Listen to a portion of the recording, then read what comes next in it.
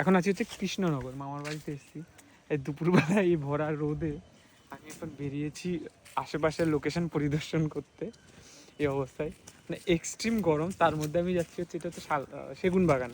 সেগুন বাগানে নাকি এমনিতে গরম বেশি থাকে, আমি আবার এটার মাঝখান দিয়ে যাচ্ছি। হাওয়া আছে বাট অল্প, পুরো জঙ্গল, চারিদিকে জঙ্গল। ওকে, তোমাদেরকে একটা ন্যাচারাল একটা কালার দেখায়। হ্যাঁ, এটা হচ্ছে সেগুন গাছের পাতা, আর এটার যে এটা মানে কচি পাতা যেটা আছে, দেখবে এটাতে কালার বানানো যাবে। ছোটোবেলায় এটা কে কে করেছে অবশ্যই কমেন্ট করে জানিও, কেউ যদি করে থাকো। এটা দেখো ন্যাচারাল কালার, তাই না? একটু বেশি বেশি করে ঘষলে একটু বেশি কালার হবে। এই যে এই বেরোচ্ছে কালার, দেখো রেড কালার। পাতা দেখো কত বড় গাছের পাতা, বাপ রে কত বড় পাতাটা। মানে এইটুখানি ছোট্ট একটা গাছ, তার গাছের পাতা, দুটো পাতা রয়েছে গাছের মধ্যে।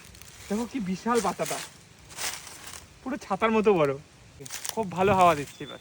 এতক্ষণ একটু গরম লাগছিল। এবার এই বাগানের সাইডটা শেষে মাঠের মানে মাঠ শুরু হয়েছে এখানে। জিনিসটা মাথা আছে, ওটা তো বসা যাবে।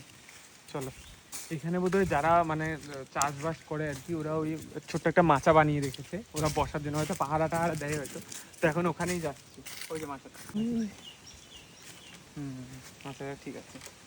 চলো এবার আমরা হচ্ছে, চলো এবার পটল তুলতে যাই। সত্যি সত্যি পটল তুলছি না, না সত্যি সত্যি পটল তুলছি। এটা প্রবাদ বাক্য আছে না, চলো পটল পটল তোলা বা এই দেখো এটা হচ্ছে পটল গাছ। তাই ও কাটা ইয়েগুলো পাতাগুলো বড্ড শক্ত শক্ত, আলাল টাইপের লাগছে পাতাগুলো। এখানে একটা পেকে আছে, মানে প্রচুর পাকা পটল, ওগুলো তোলেনি নাকি বীজের জন্য রেখেছে জানি না। কিন্তু বাজারে তো প্রচুর দাম পটলের, 80 টাকা 60 টাকা করে পটলের কিলো। আর এখানে কত পটল নষ্ট হচ্ছে। আরেকটা জিনিস দেখায় তোমাদেরকে, এগুলো মাইট বি, যদি আমি ভুল না হয় তাহলে তিলের গাছ হতে পারে। এগুলো কি তিল গাছ কোনোভাবে? তিল গাছ কিনা আমি জানি না, তোমরা যদি কেউ জেনে থাকো অবশ্যই আমাকে বলো যেগুলো কি গাছ। যদি আমি ভুল না হয় তাহলে তিল গাছ বা কিছু হবে হয়তো। এত বড় মাঠ, আমার এদিক থেকে যত দূর চোখ যাচ্ছে কোনো বাড়ি ঘর ধরে আমি কিছু দেখতে পাচ্ছি না। শুধু পুরো চারিদিকে যতটা দূর চোখ যাচ্ছে শুধু গাছপালা। এখানে কলা বাগান, এটা বোধহয় তিল মনে হয়। এখানে পটল, তারপর এখানে পাট, তারপর ওখানে আবার গাঁদা ফুলের চাষ করেছে। এই মাঝখানে জায়গাটা বোধহয় কিছু একটা চাষ হয়েছে, ফাঁকা রয়েছে আর কি। আর এই দিকটাতে পুরো চারিদিকে বিভিন্ন রকমের, অর্ধেক জিনিসটা আমি চিনিও না।